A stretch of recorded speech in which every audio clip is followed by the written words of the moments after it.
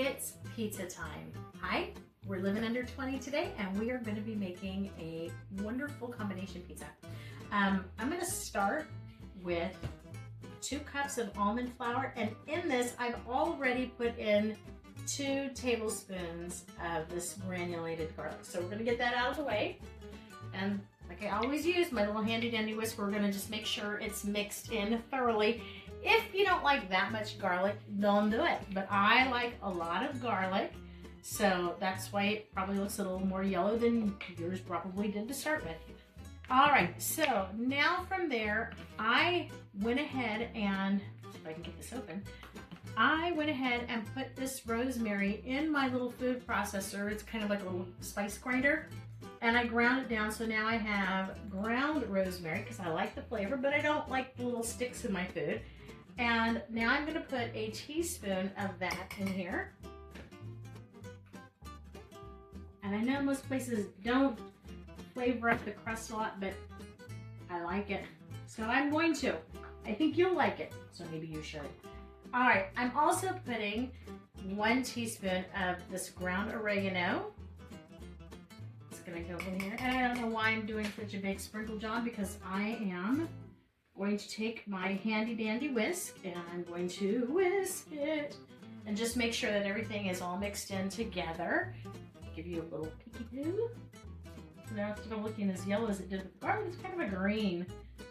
That's okay. It's not really green, it's just spicy. Well, not hot spicy, but good kind. All right, so into this 2 cups, I am going to put in 8 ounces of cream cheese. I like cubed it, so I guess it's a cube. It's cut into pieces. We're gonna stick that in here.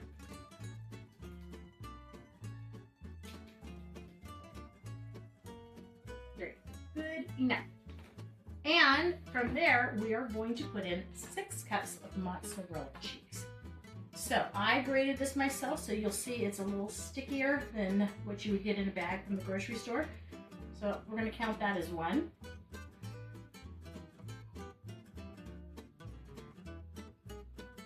2.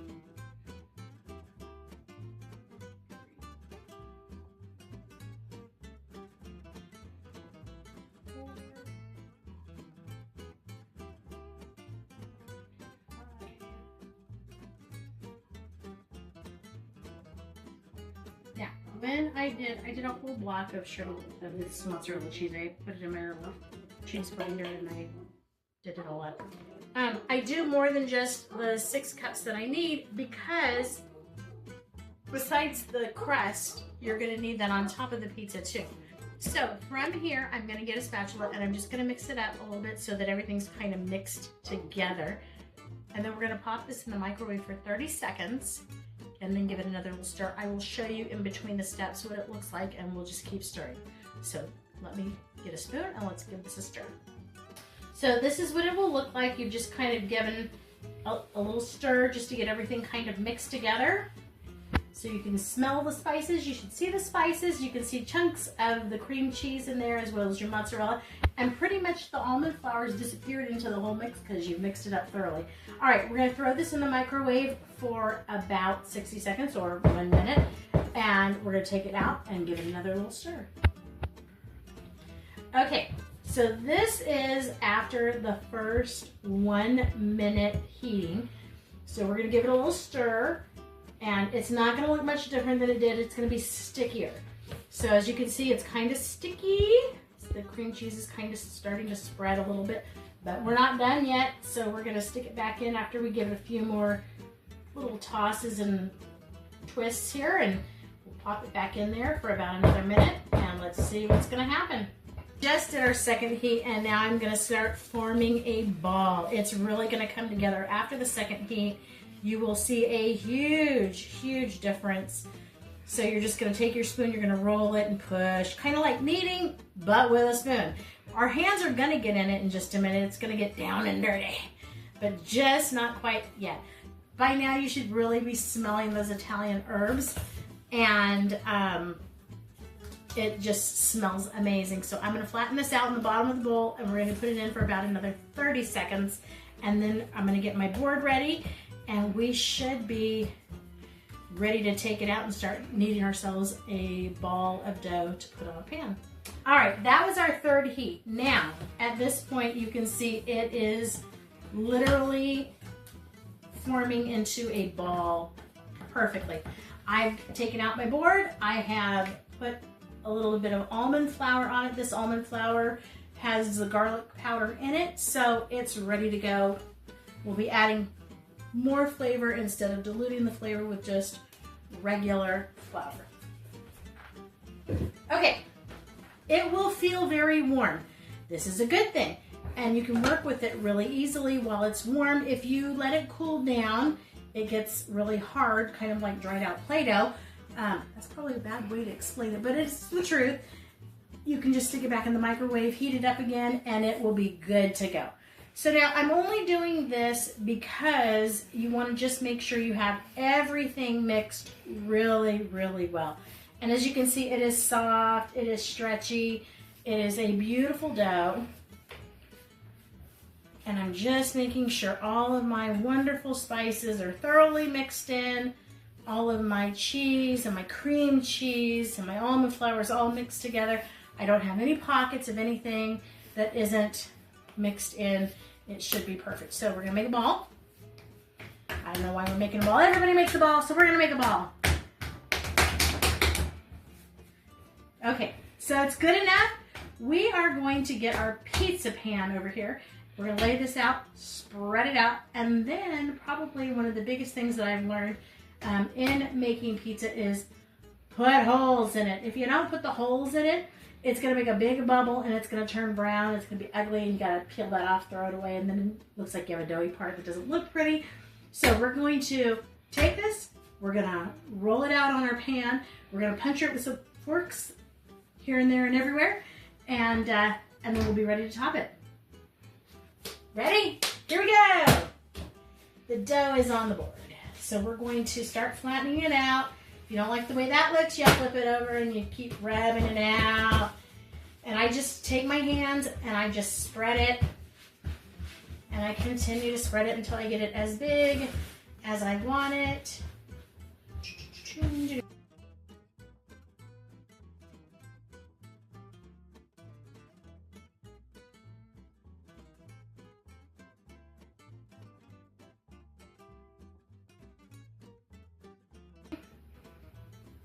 So we have this pretty much ready, spread out. It looks good. Let's get a fork and let's just start poking away. Got the fork, let's do it. We're just gonna put a bunch of holes, random holes. This will be good because when I do my Chinese barbecued pork with you guys, you'll understand how important a good fork is. So we're just gonna put little holes so that it doesn't have the opportunity to go boop and make a big bubble, and then it kind of ruins it, really. Or you open it up halfway and you stab it and watch it. Yeah, it's just kind of sad. All right, so we're gonna poke our holes and all over the place. Make sure if you don't get any other parts, get the very center, because that seems to be the biggest bubble catcher right here in the middle. So get that middle section. Okay, I think I have thoroughly stabbed this thing. Okay, we're good. All right, let's talk about the pizza sauce. I make my own. If I had bought a store-bought one, it is really full of sugar, cornstarch, corn sugar. We don't want that. So I get the Hunt's no sugar added. This is gonna be the recipe that you measure with your heart. So you kind of eyeball the size of your pizza and you decide how much you need. I usually always have some left over, so I don't worry too much about it. Love me some garlic, so does my man. So we're gonna put in a bunch of garlic, just like that. Again, measure with your heart.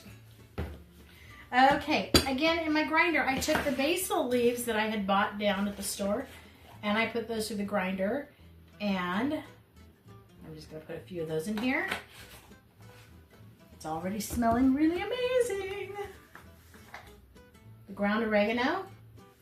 I'm probably gonna start buying the leaves and grinding those too, because it's just so much cheaper. This little teeny tiny thing is like $4.50 to $6, just depending on where you get it.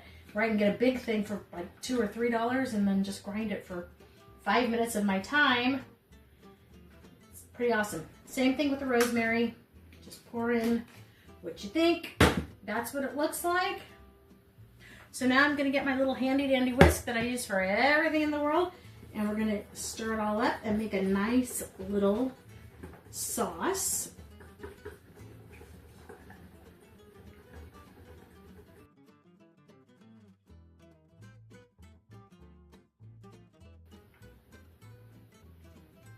Perfect. All right, from here, let's get you out of the way. Pastry brush for my pizza. And we're just gonna brush that thin layer. Now, just wherever you drop it, start spreading it out. You don't need a lot of sauce. You just need enough to say that you had it on there and you don't feel deprived that I can't even have red sauce, because you can.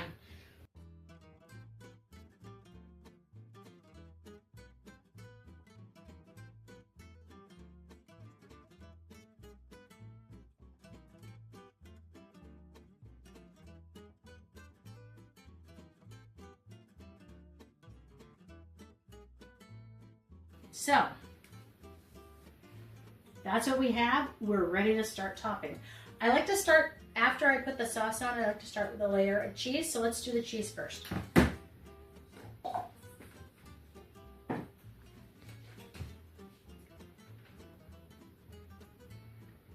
This is probably one of the funnest things to do with kids, is make pizzas. When my girls were older and I had to think of more creative birthday parties for them, we would do things like have everybody make their own pizza and, you know, stuff like that.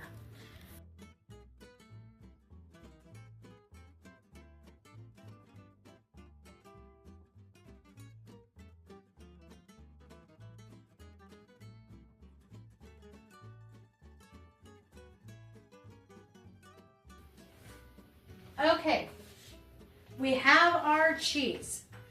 At this point, what do you like on pizza? Well, I've got mushrooms. We love mushrooms. I have bell pepper. Let's put down, I think I would save the pepperoni pretty much for the ends here. Let's do some onion first.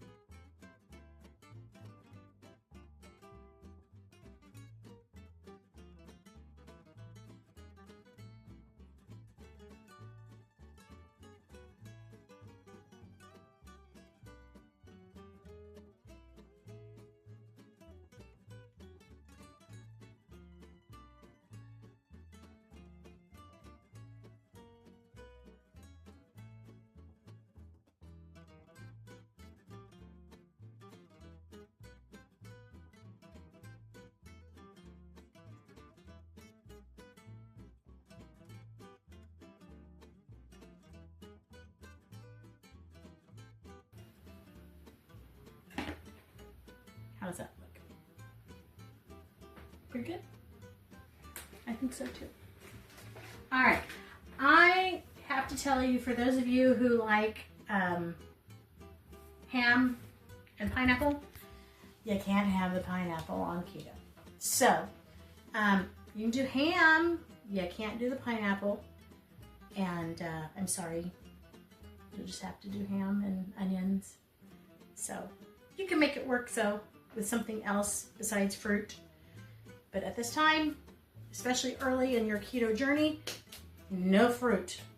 All right, we're gonna take this and pop this in the oven and give it a little bake.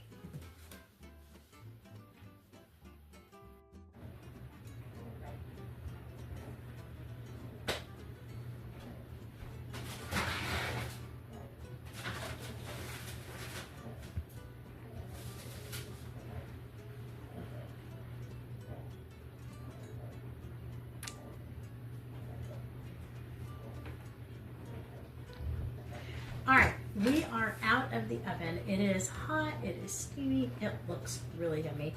We're gonna cut it and we're gonna let it cool for just a New York minute and we'll see what it tastes like.